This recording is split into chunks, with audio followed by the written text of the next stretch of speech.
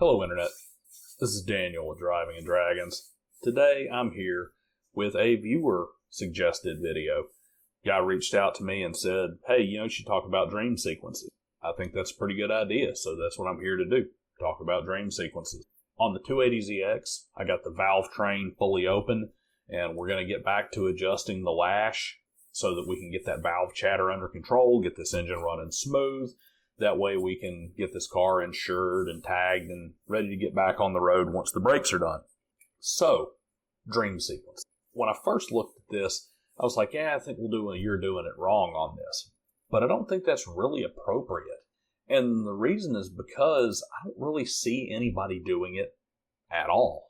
Dream sequences are not one of those things that really gets talked about a lot among the TTRPG world out there. Now, I'm obviously not at every single table. I'm not at every single game.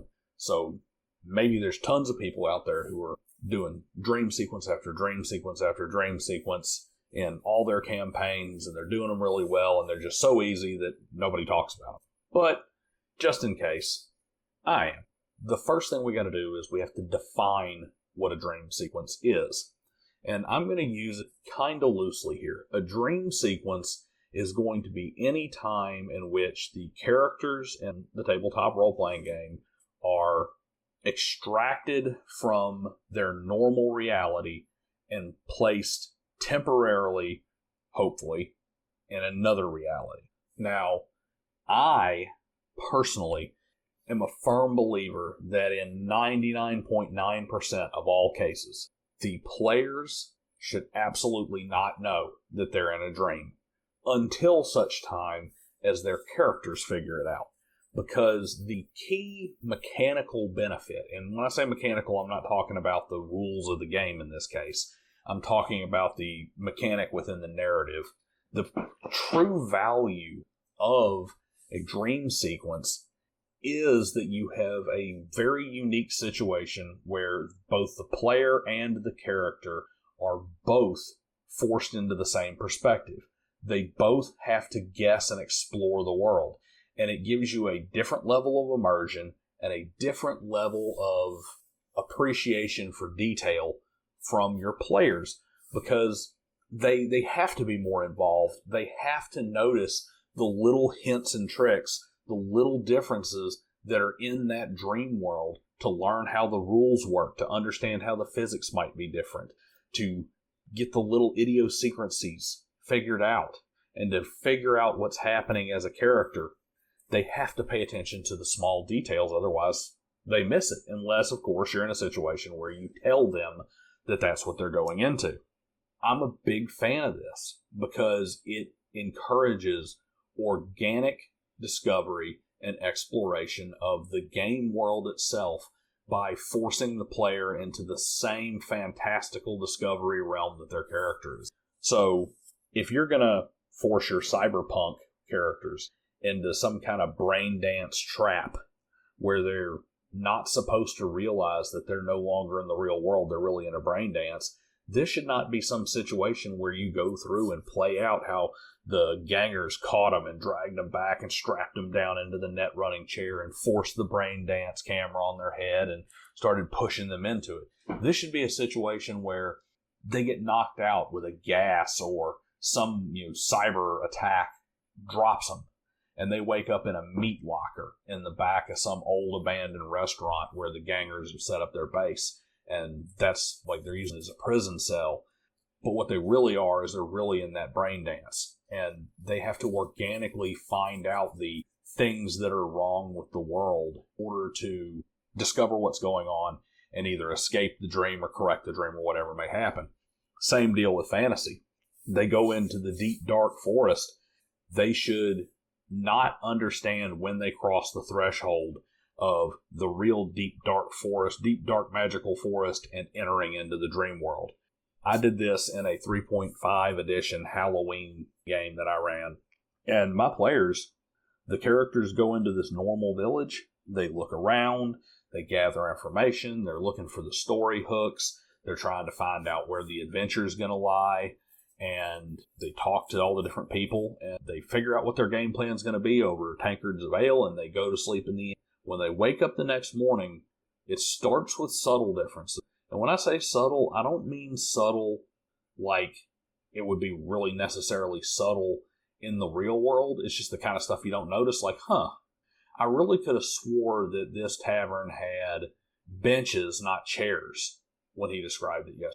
I could have swore he said that the doors were all oak doors with handles, not rings or hickory.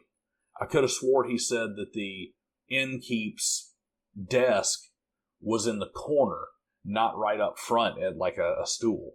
I could have swore he said that the innkeeper had an eye patch last night. Then you go into other things as you're going around town. It's like, wait a minute. We went that place to that area yesterday, and there was a cottage there that had a kindly priest in it, and now it's a run-down, verdigris-covered hut that's been vacant for years. They start to pick these little things up, and as they go through, they start to discover things. They just, like, wait a minute, why is the river flowing north to south instead of south to north? I could have swore it was different last time. What happened to the innkeeper's daughter, who was, sprightly and full of life? Why is he angry? Why is he a bitter old man instead of, a happy-go-lucky fat butterball barkeep? These little things help guide the player, and you can really work into some stuff. Now, what's a really good reason why a game master would want to have a dream sequence? Well, it's the cure to the modern ailment of the sandbox game. That's one thing. A problem that we have is modern players have gotten obsessed with player agency. You've heard me bitch about that time and time again. They're obsessed with player agency, and they get to the point where they want a sandbox game so badly, they don't want to be railroaded so badly, that they will actively avoid plot hooks and adventure hooks in a town or an area just because they don't want to get put on the railroad tracks. Oh, we don't want to go that way. My character wouldn't do that. He's not going to be interested in that. They don't want to feel steered, and they're so on guard against it that they fight away from it. And what this does to us as game masters, especially homebrewers, is we have to have the constant battle between giving them the sense of freedom that they want, but at the same time giving them that satisfying narrative. Because left to their own devices, running around just goofing off in the sandbox, what'll the players do? They avoided all the adventure hooks, and they feel like everything's kind of disjointed and not connected because they ignored all of the follow-ups and everything because they don't want to be on that railroad. And then they turn around and say, well, it was really unsatisfying. I didn't really feel the story or feel like I was part of a story or something. They say that kind of nonsense, and they don't realize they're doing it to themselves. So you put in your dream sequence, and how does this fix that? Well, because you can litter that dream sequence. It can feel like kind of a side quest. It can feel kind of disconnected from the main narrative. Just something that happened to your characters maybe early on, second or third level. But you can have things littered throughout there that come back later. And the beauty of it is that they don't have to be part of anything special. You, as the game master, can just decide when they need to come back to have the maximum effect. And this makes you look like this narrative genius who has layers on layers and everything is so interwoven. When the fighter in the dream sequence comes to a to-the-death battle that he basically can't win against a giant dual scimitar-wielding skeleton in a narrow hallway. He and the party are running. He goes to delay the skeleton. And when he turns back to run, he can't escape. There's now a wall in the way. Because it's a dream world and stuff changes and he's trapped. But then later when he's a 10th level fighter, when they're 10, 15 sessions in, 20 sessions in, they've been playing for almost a year, this is almost a forgotten thing.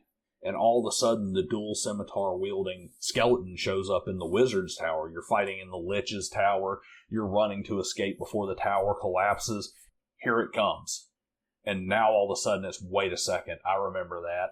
I remember that from way back when we were third level, when we were trapped in the dream. Holy crap, and now he's panicking. Can he win this fight? Is it that ultimate battle again? Is he going to be able to escape? Are his friends going to be able to help him, or does he have to face this alone because they have to get the magical MacGuffin out of the tower or whatever the case may be. You look like $1 million because that was there. You want to know a great way we can tell how this works narratively? Probably one of the best dream sequences in all of fiction media, especially fantasy media, occurs in the Dragonlance Chronicles. Now, I'm not going to spoil the book, even though it's 40 years old at this, but in the Dragonlance Chronicles, they have a dream sequence, and it is beautiful because so much stuff is foreshadowed. Some of it's more obvious. Some of it's just confirming suspicions that the reader may have already had.